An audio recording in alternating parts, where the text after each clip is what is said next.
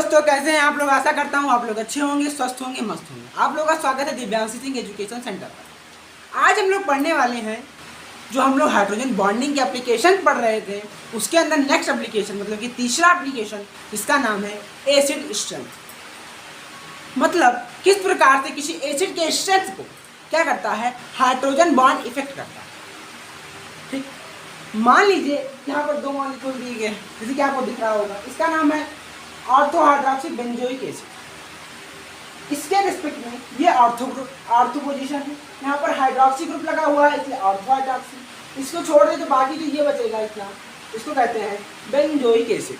ये हो जाएगा हमारा बेंजोइक एसिड। यहाँ पर देख रहे हैं इसके रिस्पेक्ट में ये पैरा पोजीशन है, इसको कहेंगे हम पैरा। ये हाइड्रोक्सी ग्रुप है तो पैरा हाइड्रोक्सी, बाकी इसको छोड़ दे तो ये जो बचेगा इसको कहेंगे हम बेंजोइक एसिड। ठीक है, मतलब कि हम एसिडिक स्ट्रेंथ को पढ़ने वाले हैं। उसमें एक प्रॉब्लम है कि ऑर्थो हाइड्रोक्सी बेंजोइक एसिड जो है वो ज़्यादा है, क्या ज़्यादा एसिडिक है पैरा हाइड्रोक्सी बेंजोइक एसिड की तुलना में। क्यों, क्या रीज़न है? तो रीज़न यहाँ पर क्या है, देखिए हम एसिडिक स्ट्रेंथ की बात करें। पहले तो एसिडिक स्ट्रेंथ क्या होती है? एसिडिक स्ट्रेंथ का मतलब है कौन आराम से H+ निकाल देगा। जो आराम से H+ निकाल देगा उसको कहेंगे हम, उसकी स्ट्रेंथ जो है एसिडिक स्ट्रेंथ वो ज़्यादा है। जो आराम से नहीं निकालेगा उसे कह देंगे हम कि उसकी एसिडिक स्ट्रेंथ क्या है, खराब है। ठीक है, तो H+ जो आसानी से दे वो क्या है, ज़्यादा एसिडिक है। जो H+ आसानी से ना दे वो क्या है, कम एसिडिक। तो होता क्या है, जो हमारा ऑर्थो हाइड्रोक्सी बेंजोइक एसिड है क्या है, मोर एसिडिक है। क्या है, मोर एसिडिक है। और जो पैरा हाइड्रोक्सी बेंजोइक एसिड है ये क्या है, लेस एसिडिक है।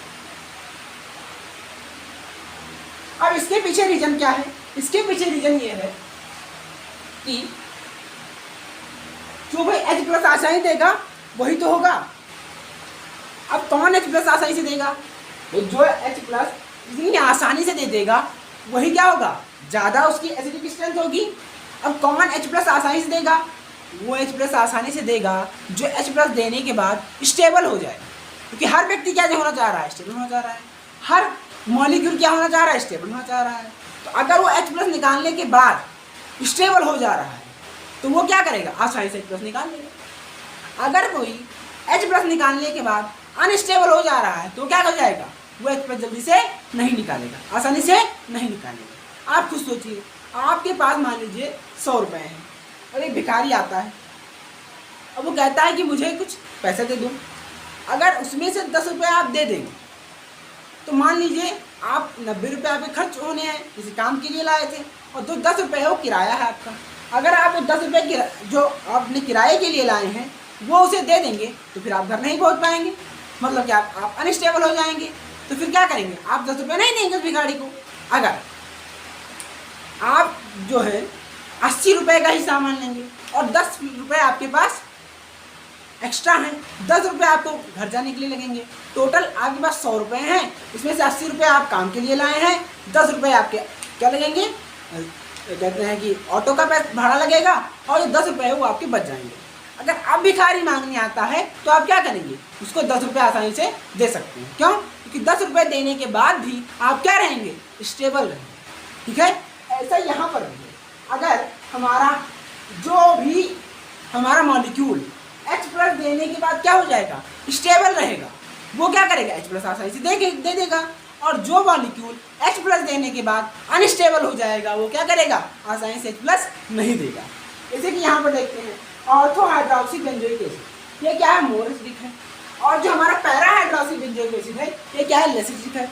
क्या कारण है, ये H+ आसानी से दे देता होगा, ये H+ आसानी से नहीं देता होगा। ठीक है, ये आसानी से H+ क्यों दे देता है, क्योंकि H+ देने के बाद ये स्टेबल हो जाता है। कैसे स्टेबल हो जाता है, आगे देखते हैं।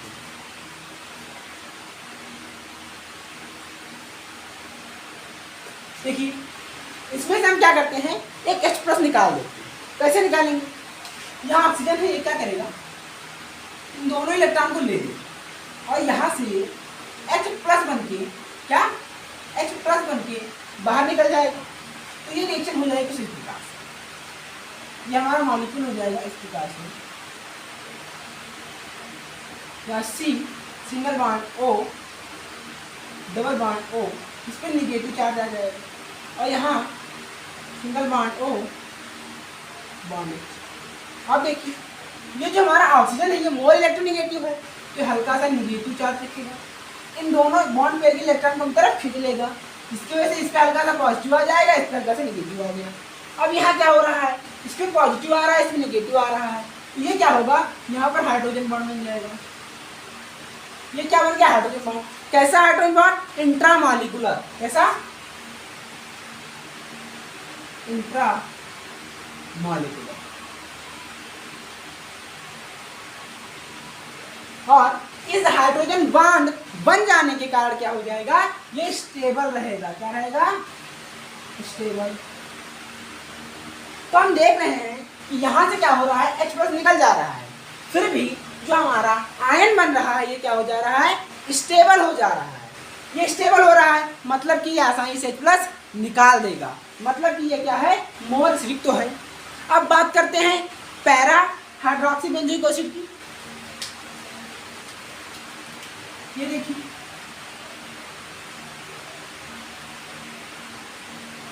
OH, C double bond O, bond OH।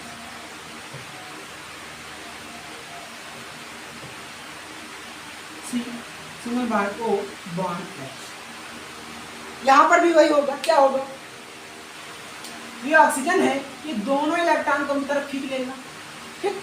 और जो हाइड्रोजन है ये क्या होगा, H+ बन के बाहर निकल जाएगा, ये कुछ इस प्रकार से बन जाएगा।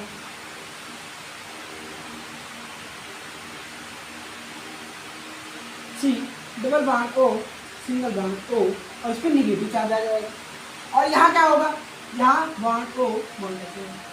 अब देख रहे हैं इसके साथ कोई हाइड्रोजन बॉन्ड नहीं बना रहा है, मतलब ये क्या है, ये अनस्टेबल है।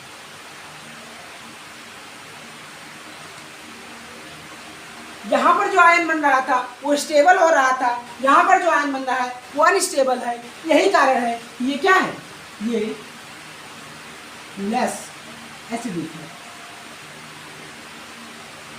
और ये क्या है, मोर एसिडिक है। क्यों, क्योंकि H+ देने के बाद ये क्या हो जा रहा है, स्टेबल है, और ये अनस्टेबल हो जा रहा है, इसलिए ये क्या है, लेस एसिडिक है, और ये क्या है, मोर एसिडिक है। अब बात समझ में आई, अगर समझ में आई बहुत अच्छी बात है, तो आप इसका अगर चाहें इसके साथ भी ले सकते हैं।